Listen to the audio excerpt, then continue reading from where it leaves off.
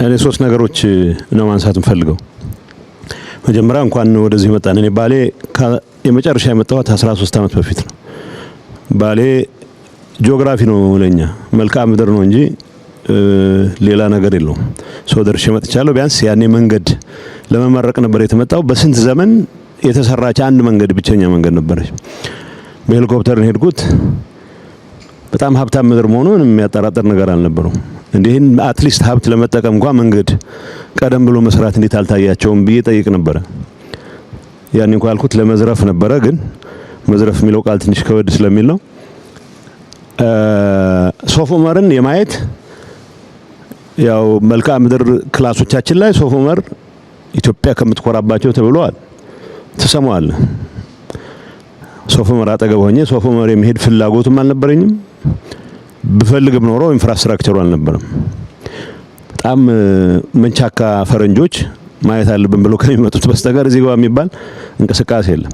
የመጀመሪያው ትኩረቴ እንኳንም አጋጣሚው ተፈጥሮ ወደ ሶፍ ዑመር ለመምጣት ሶፍ ዑመርን ቅድም ጻድቃንም እንዳነሳው መልክዓ ምድር ብቻ ሳይሆን ታሪክም እንደሆነ ለማየት እድሉ እንኳን ገጠመኝ ይላል። ሶፍ ዑመር እንዳልኩ ዋሻ እቺ ፎቶ ላይ የምናያት ነገር ብቻ ነች እንጂ ውስጥ ገብተህ ይሄን ያክል ረጅም ርቀት ያለው ሰብተራኒያን ዓለም እንደሆነ እንግዲህ ባሌ አካባቢ መልክዓ ምድር ተራሮች አሉት።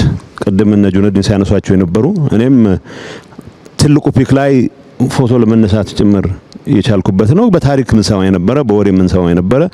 ከመልክዓ ምድርነት ባለፈ ሰውን አታስታውስም፣ ታሪኩን አታስታውስም።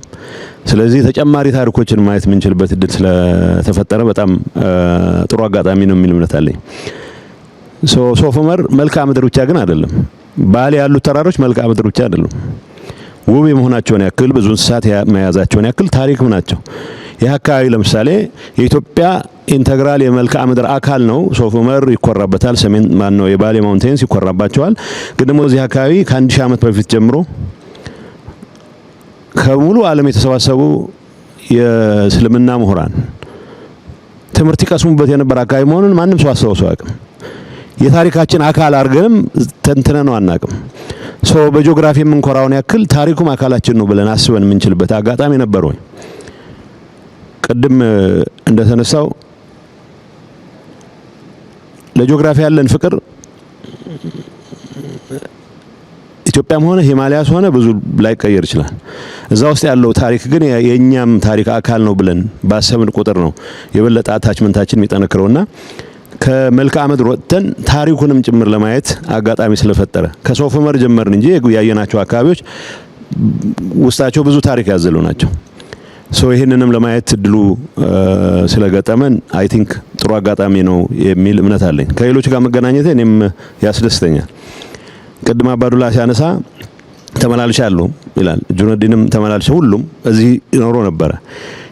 ለምንድን ነው መሰረተ ልማት ማስፋፋት ያልቻል ነው የሚለው ጥያቄ ተመልሰ ስታየው ምናልባት የእንቁላልና የጫጩት የዶሮ ፕሮብሌም ጉዳይ ነው። ሰላምን ልማት ነው የሚያመጣው ወይስ ልማት ነው ሰላምን የሚያመጣው? እርግጠኛ የሆነ መልስ መስጠት አትችልም። ቢያንስ ግን አንዱን ይደግፋል። አባዱላ እዚህ በምትመጣበት ሰዓት አብዛኛው የማረጋጋት ስራ መስራት ላይ ትኩረት አድርገህ ሊሆን ይችላል። ጁነዲን በሚመጣበት ሰዓት ስላይትሊ የተለየ ስራ ሰርቶ ሊሆን ይችላል። እንደዛው የሆነ ይሄንበት ሂደት ነው። ግን በተግባር እዚህ አካባቢ ያለውን ፖቴንሻል መጠቀም ያስቻለን እድል ለምን አላየንም ብለን ስናስብ ታሪክ አለው፣ ጂኦግራፊ አለው፣ ብዙ ሀብት አለው። ቢያንስ ወንዞች አሉት። ከዲቫስቴሽን ውጪ ለልማት ብሎ የማያውቁ ወንዞች አሉ። ራሱ ሶፍ ዑመር ዋሻን እንኳን ያየን እንደሆነ ወንዝ በሚሞላበት ሰዓት ዋሻ ውስጥ ሲገለጽ እንደሰማሁት ጠቅላይ ሚኒስትሩም ሲገልጽ እንደሰማሁት እዚህ አጋጣሚ ወንዝ በሚሞላበት ሰዓት የፈለከውን ብትሰራ ጠራርጎት ነው የሚሄደው። እንደዚህ አይነቱ ኢንፍራስትራክቸሮች እንኳን ለመስራት የማያስችል ተፈጥሮ እዳ የሚሆንበት ሁኔታ ወደ ሀብት እንዴት እንቀይረዋለን የሚለው ነገር መታሰብ መቻል አለበት። መሬቱ እያለ ህዝቡ እያለ ኢንፍራስትራክቸሩ በመታጣቱ ምክንያት ግን ኢንፍራስትራክቸሩን ለመስራት የሚያስችል ሀብትም እያለ ትኩረት አለማድረጋችን ምናልባት የመድኃኒት ውሳኔ የወሰን ያክል ነው መቆጠር መቻል ያለበት። በታሪክ በዛ ደረጃ ነው መረዳት መቻል ያለበት። እዚህ ያለውን ሀብት ተጠቅመን ህዝቡ የተረጋጋ ኑሮ እንዲኖር ብቻ ሳይሆን ከሴፍቲኔት ወጥቶ እጁ ውስጥ ባለው ሀብት ሌሎችንም ማገዝ የሚያስችለው ከምንም ነገር በላይ ግን ይሄን አካባቢ ሁሉም ነገር ባሟላ መልኩ ፉሊ ትራንስፎርም ማድረግ የሚያስችለው አቅም መፍጠር እንችላለን የሚል ነው። ሶ ፈለግንም አልፈለግንም ያለፉት ፌሊየሮች ምንድናቸው ብለን በደንብ ስቶክ ወስደን ምናልባት ብዙ እንትን ማለት ሳይጠበቅብን ፎከስድ ሆነን ያለው ሀብት ያለው ሪሶርስ ያለው የህዝቡ አኗኗር ሁኔታ ያለው የአየር ሁኔታ ብዙም ሳይበግረን ብዙ ለውጥ ማምጣት እንደምንችል የምናሳይበት አጋጣሚ ተፈጥሯል የሚል እምነት አለኝ። ሶ ስናት አባውት ባሌ አሁን የምናወራው ስለ ባሌ አይደለም። ታሪካችን፣ መልክዓ ምድራችን፣ የቱሪስት መስህቦቻችን እርስ በርስ ያላቸው ግንኙነት እንደ ሀገርም ሊኖረን የሚገባው ግንኙነት የሚጠቁሙ ናቸው። የባሌ ተራራዎችን የሚጎበኙ ሰዎች የቱሪስት ዴስቲኔሽንም ስለሌላቸው አንድ አካባቢ ነበር ማቀው የመጨረሻ ማስታወሰው አንድ ጡረተኛ ኮሎኔል የሰራው እንትን ነበር። እሱም ለማግኘት ራሱ ቦታውን ለማግኘት ረጅም ጊዜ ነው የሚወስደው። ሶ በዛ ላይ በደንባራ በቅሎ እንደሚባለው የቱሪስት ዴስቲኔሽን የማየት ፍላጎት ብዙም ባልዳበረበት ኮንቴክስት ውስጥ ረጅም ጊዜ ወስደህ ቀጠሮ ይዘህ የምትሄድባቸው አካባቢዎች ብቻ የነበሩበት አንድ አካባቢ ብቻ የነበረበት ሁኔታ ብዙ ችግር ይፈጥራል። እዚህ ብቻ አይደለም እንደተባለው ነው። ትግራይ ስትሄድ የቱሪስት ዴስቲኔሽኖች የሉም። አማራ ክልል ያሉ የቱሪስት መስህቦች ሌሎች አካባቢዎች በተፈጥሮ በታሪክ በባህል በጣም ሪች የሆኑ አካባቢዎች በዚህ ደረጃ የቱሪስት ዴስቲኔሽኖች እየተጠናከረ በሄደው ቁጥር አንድ ቱሪስት አንድ አካባቢ ብቻ አይደለም አይቶም የሚመለሰው ሌሎች አካባቢዎችንም ማየት የሚያስችለውን ፓኬጅ ቀርጾ መንቀሳቀስ የሚችልበት እድል ይፈጥራል። እዛው ያለ በተለያዩ የአገሪቱ ክፍሎች መካከል ያለው ግንኙነት የጂኦግራፊ የመልክዓ ምድር ብቻ ሳይሆን የታሪክም የባህልም የፖለቲካም የመተባበር የሚሆንበት እድል በጣም ያሰፋል። ሶ እንደ ሾኬዝ ማድረጊያ አይ ቲንክ ባሌ ውስጥ ለብዙ አመታት ጠቅላይ ግዛት ሆኖም ክፍለ ሀገር ሆኖም ዞን ሆኖም የታጡ እድሎች በአንድ ላይ ተሰባስበው መፈጠር የሚችሉበት የቱሪስት ዴስቲኔሽኖች የሚዳብሩበት ባሌ ሶፍ ዑመር ሌሎች አካባቢዎችም ከመልክዓ ምድር በላይ ታሪክ እንዳላቸውም ጭምር የምናይበት ከዛ አልፎ ግን በምግብ ራስ መቻል ብቻ ሳይሆን ለየት ያለ ኢኮኖሚክ ትራንስፎርሜሽን ለማምጣት የሚያስችል አቅምም በተግባር የምናረጋግበት አጋጣሚ ስለሆነ ይሄንን ማድረግ ለቻላችሁ ሁሉ ድሮ የጀመራችሁ አላችሁ ያስቀጠሉት አሉ አሁንም ወደፊት ለመውሰድ በሚደረገው ጥረት ውስጥ ሙሉ ጊዜያቸውን እያባከኑ ያሉ ሁሉም አመራር ያሉ ሰዎች በዚህ ስራ መኩራት ያለባቸው ይመስለኛል። ግን የተሟላ ስራ ሊሆን አይችልም። በሂደት እየተጠናከረ ሌሎችም የሚማሩበት እንዲሆን ከማድረግ አንፃር ግን እነኚህ ነገሮች ለዚህ አካባቢ ዩኒክ የሚሆኑ ነገሮች የመኖራቸውን ያክል ሌሎች አካባቢዎችም ሪፕሊኬት ሊደረጉ የሚችሉ ነገሮች እንዳሉ ታውቆ ልማቶቻችን የቱሪስት መስህቦቻችን ሰላማችንን የምናረጋግጥባቸው ሰላማችን በማረጋገጥችን ምክንያት ደግሞ ሌሎች ተጨማሪ አጋጣሚዎችን የምንገነባባቸው እንዲሆኑ ሁላችንም መስራት አለብን የሚል መልእክት ለማስተላለፍ ነው። በዚህ አጋጣሚ ሸንቀጥቀጥ ለማለት የሚያስችለን ያቃሰትንም ቢሆን ብዙ ጋራ ለመውጣት ስላስገደዱን በዚህ አጋጣሚ ማመስገን ፈልጋለሁ። ሌሎች አጋጣሚዎችም ተጠቅመን መወያየቱ ብቻ ሳይሆን አገር ምን አለው ብሎ ለማየት የሚያስችለውን አጋጣሚ መጠቀም መቻል መልመድ አለብን የሚል እግረ መንገድ መልእክት ማስተላለፍ ፈልጋለሁ። መደበኛ የዕለት ተዕለት ስራችን ወጥተን ብዙዎቻችን በተግባሩ ላይ ያልተሳተፈን እርስ በርሳችንም እንድንገናኝ እድሉ ተሰጥቶን እዚህ በመገኘታችን በጣም አመሰግናለሁ።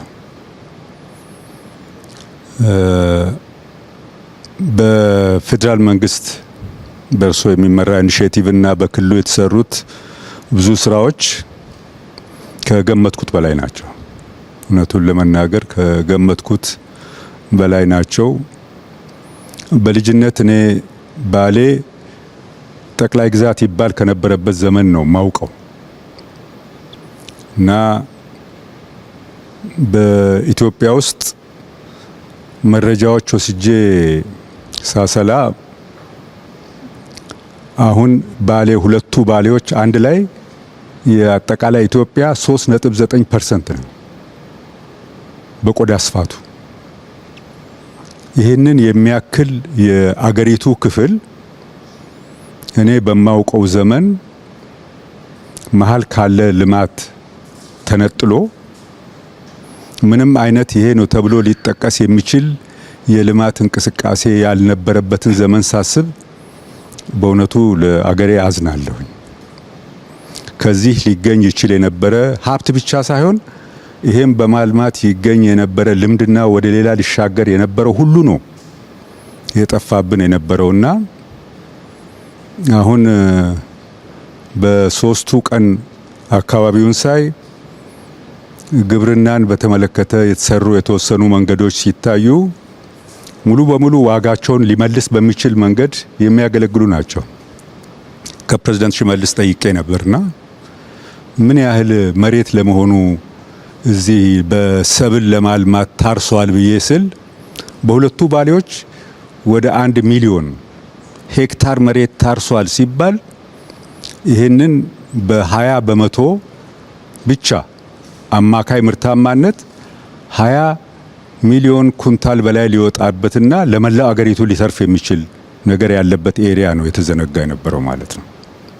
በተፈጥሮ ሀብትና በዚህ አይነት ደግሞ ለታሪክ የሚሆኑ ነገሮች ሲታዩ እኔ እዚህ አሁን ውስጡ ያለነውን ዋሻ አይነት ለታሪክ እይታ የሚሆን ሌላ ተቀራራቢ ነገርና አገር አለ ፈልጉና እዩ ቢባል የሚገኝ አይመስለኝም። ይህን የሚሰማ ሰው ወደፊትም መጥቶ የሚያይ ሊያመዛዝን የሚችለው ነውና ይህም ራሱ ተደብቆ የኖረ መሆኑ ሲታይ በጣም በብዙ የሚቆጭ ነው። ይሄ ብቻ ሳይሆን ደኑም የመሬት አቀማመጡም ሌሎች የዱር እንስሳትን ብንመለከት በዚህ ሁለቱ ዞኖች ከ360 ሺህ ሄክታር መሬት በላይ ለዱር አራዊት መመደብ መቻል ከፍተኛ ደግነት ነው። ለአገር ከፍተኛ ደግነት ነው። ለአካባቢው ብቻ ሳይሆን ለቀረው ዓለምና ሕዝብ የሚሆን ነገር ያለበት ቦታ ስለሆነ የተሰራውን የተወሰነ ነገር ሳይ ይሄ ዞንና ይሄ አካባቢ የተደረገለት ነገር ምን ያህል ነው ካለው አለኝታና መጠን ጋር ብዬ ሳስብ ገና ብዙ የሚቀር ነው። ያየነው የመሬት ከፍታ፣ ደን፣ የተለያዩ ለታሪክ የሚሆኑ አካባቢዎች ሲታይ ገና ነው። ግን ይህንን ለማየት የሚችል እይታ እና ለመፈጸም የሚችል አቅም መፈጠሩን ሳይ ግን በእጅጉ ኮራለሁ። እኔ በጣም ደስ ብሎኛል። እድሉም በመገኘቱ ቅድም ጀነራል ጻድቃን እንዳለው እኛ ከዚህ ቀደም አብረን ልንውል የማንችል ሰዎች የተሰባሰብንበት በአንድ ቦታ ለ3 ቀን ያህል ሀሳብ የተቀያየርንበት መሆኑን በጣም አስደስቶኛል። በድጋሚ አመሰግናለሁ። ክቡር ጠቅላይ ሚኒስትር፣ እዚህ በመምጣታችን ሁለት ነገር ነው የተሰማኝ። በአንድ በኩል በስም ስናቅ የነበረው በስም አውቃለሁ ከብዙ ጊዜ ጀምሮ የሶፍ ዑመር ዋሻ ተገልጾ ግን ያለው ፖቴንሻል ማየቱ በአንድ በኩል ደስታ፣ ተስፋን ይፈጥራል። በሌላ በኩል ደግሞ ቁጭትን ነው የሚፈጥረው። ያለው ለልማት ያለው ፖቴንሻል የውሃ፣ የአፈር፣ የዚህ የታሪካዊ አካባቢዎችን ከጠበቅኩት በላይ ባለው ሁኔታ እየተሰሩ ያሉ ቦታውን ወደ ፖቴንሻሉን ወደ ተግባራዊ ለመቀየር እየተደረገው ያለው የፕሮጀክት አፈጻጸም እጅግ በጣም ነው ያስገረመኝና ተስፋ ፖቴንሻሉን ማየት ኢኳሊ ደግሞ ሪሊ በጣም ነው የሚቆጨው። እንዴት እህል ስንነ የለምን መኖራችን በጣም ነው የሚቆጨኝ። በአጋጣሚ በክልሉም ለተወሰነ ጊዜ ሰርቻለሁ ኃላፊነት ላይ ሆኜ የአገሪቱንም ሁኔታ አውቃለሁ። ባለፉት የተወሰኑ ዓመታት ደግሞ ወጣ ብዬ የሌሎችንም አገሮች የልማት ሁኔታ እከታተላለሁ። በእውነቱ የኢትዮጵያን ያህል ተስፋ ያለው በሶስት ጉዳዮች አንዱ ውሃ አለ፣ አፈሩ አለ፣ ለእርሻ የሚሆን ወጣት አለን። የጎደሉን ነገሮች ሁለት ናቸው። ተደጋግመው እርሶም ሲያነሱት እንደነበረው አንዱ የፖለቲካ ሁኔታችንን የሚስተካከልበት ልዩነት ሊኖር ይችላል።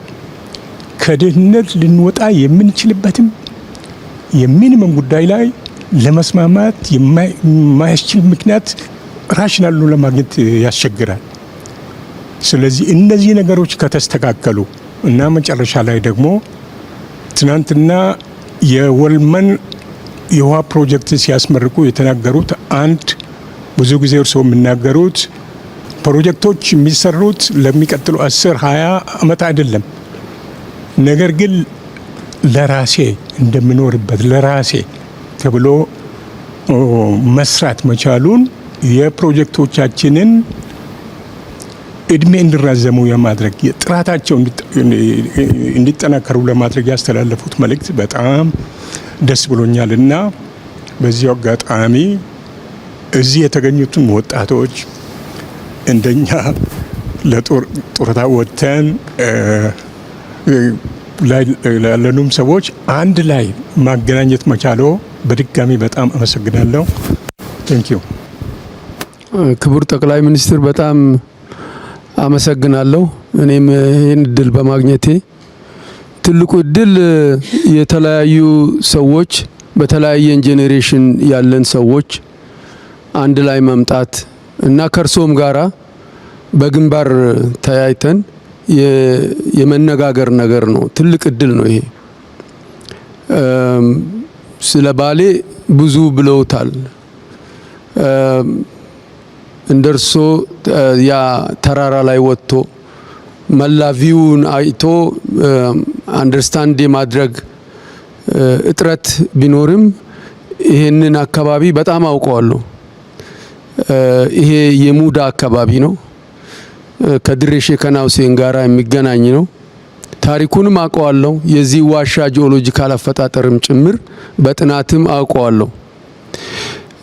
እዚህ ሶፍ ዑመር መንደር የምትባል ነበረች ገበያ በሳምንት የምትቀመጥ። ለዛ አካባቢ ውሃ ለማጥናት በ1978 ጁኒየር ጂኦሎጂስት ሆኜ የመጣሁበት ጊዜ አስታውሳለሁ። እና ይሄ በጣም ድንቅ የሆነ አካባቢ ከአግሮ ኢኮሎጂውም ከሂስትሪም እንደዚሁም ደግሞ ከቱሪዝም ፖቴንሻል አንጻር ቅድም እንደተባለው የማዕድን ሀብታችን ጭምር በዚህ ዙሪያ ከሳነቴ ተራራ ጀምሮ እስከታች በደቡብ ምዕራብ እስከ ገናሌ ወንዝ በዚህ በኩል ደግሞ እስከ ድሬ ሼክ ሁሴን ወደ ሀረርጌ የሚዋሰነው ኤሪያ በሙሉ የዋቤ ወንዝ ተከትሎ የማዕድን ፖቴንሻሎች አሉ። ነገር ግን ይህ ነው የሚባል ለምሳሌ እንደ ትግራይ እንደ ወለጋ እንደ ሻኪሶ ኤሪያ በማዕድን ሀብታችን የተሻለ ጥናት እንደተሰራው እዚህ አካባቢ አልተሰራም። ስለዚህ ይሄ ኢንተርቬንሽን በእርሶ መሪነት የመጣው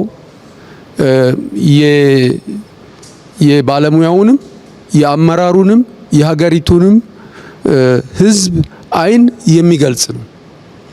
ይሄ ትልቅ ነገር ነው። ፖቴንሻሉ ኢሜንስ ነው። በጣም ግዙፍ ነው። የማደግ እድላችን በእጃችን ነው ያለው። ስለ ትራንስፎርሜሽን ማውራት ከጀመርን ፕሮባብሊ 20 ዓመት ይሆናል። ነገር ግን ተጨባጭ ነገር መስራት አቅቶን ተጠላልፈን ቁጭ ብለናል። ስልጣንን ማዕከል በማድረግ ቁጭ ብለናል። ነገር ግን ልማት እናምጣ ከተባለ የልማት እድሉ አለ። የምንማረው ከብዙ ሀገሮች ከቻይናን ሳውዝ ኢስት ኤዥያን ጭምር ከብዙ ሀገሮች የመማር እድሉ አለ። ቴክኖሎጂ እየገባ ነው። በእርሶ መሪነት ይህ የዲጂታላይዜሽን ዘመን የመስፈኑ ጉዳይ በቀላሉ የሚታይ ሰው ፎር ግራንትድ ይወስዳል። እኔ ግን እንደዛ አላየው። በጣም ነው የሚገርመኝ። ነዳጅ ስንቀዳ ድሮ በጣም እንቸገር ነበር። በጣም ብዙ ለውጦች አሉ። ግን ኩሙሌቲቭሊ ኦቨርአርቺንግ ቪውን አስቦ የማየቱ ጉዳይ በጣም ትልቅ ነገር ነውና አሁን ሱፊያን ያለው ላይ ትንሽ ነገር ለመጨመር የኛ ሀገር ፖቴንሻል ያለው ልክ ሎ ሃንጊንግ ፍሩት እንደሚባለው እርሻ ላይ ነው። የመጀመሪያው እርሻው አልተበላም። አፈሩንና ውሃን ማገናኘት ተጀምሯል። ዌልመን ላይ ትላንትና እርሶ እንዳስመረቁት ፕሮጀክት የምናየው የመጀመሪያው ትልቁ ኢሪጌሽን ነው የሚመስለኝ። አላቅም ሌላ ቦታ እኔ ሚስ ያደረኩት ካለ አላቅም እንጂ በ10 ሺዎች የሚቆጠር ሄክታር መሬት ከአንድ ሶርስ የማልማት አቅም ተጀምሯል። ይሄ በብዙ 10 ሺዎች የሚቆጠሩ ሄክታር መሬቶችን የማልማት አቅማችን ትልቅ ነው። ኤክስፖርት ለማድረግ እድላችን ይጨምራል ማለት ነው። ይሄ ማለት የሀገሪቱን የውጭ ምንዛሪ ፍላጎታችን ይጨምራል ማለት ነው እና ኢንዱስትሪያላይዜሽንም ከኛ የራቀ አይደለም፣ ከዚሁ ጋር የሚያያዝ ነውና እኔ በጣም የሚደንቀኝ ሳነቴንም ብዙ ጊዜ ተመላልሼበታለሁ። የእርሶ እይታ በጣም የተለየ ነው። ውበትን ብቻ ሳይሆን መሬታችንን፣ ጋራዎቻችንን፣ ደኖቻችንን ገልጠን እንድናያቸው ለመጪው ትውልድም እያስተማሩ ነው ያሉትና ይሄ በጣም ትልቅ ነገር ነው። ህዝቡም በዚህ ላይ መረባረብና ወደ አንድ ሴንተር ኦፍ ግራቪቲው ተፈጥሯል። በዚህ ሴንተር ኦፍ ግራቪቲ አንጻር ከዚህ ዙሪያ ተሰልፈን ልማትን ማምጣት እንችላለን። ድህነትን ማስወገድ ይቻላል። ከዳሎል በረሃ አንስቶ እስከ ሳነቴ አናት ላይ ማዕድን ነው፣ እርሻ ነው፣ ልማት ነው፣ ቱሪዝም ነው፣ ኢንፍራስትራክቸር ነው፣ ሁሉ ነገር አለን። ይሄ ነገር ተጀምሯል ነው። ስለዚህ ይሄ የተጀመረውን ነገር ሳናደንቅ ወደ ሌላ ነገር ማሰብም አንችልም እና ማመስገንም ለሰሩት እና እኛ በእድሜ ከርሶ በፊት ሆነን በሀገሪቱ በመላ ስንዞር ያላየነውን ነገር የማየት አቅም በመፍጠሩ በጣም ላመሰግን ወዳለሁ። አመሰግናለሁ።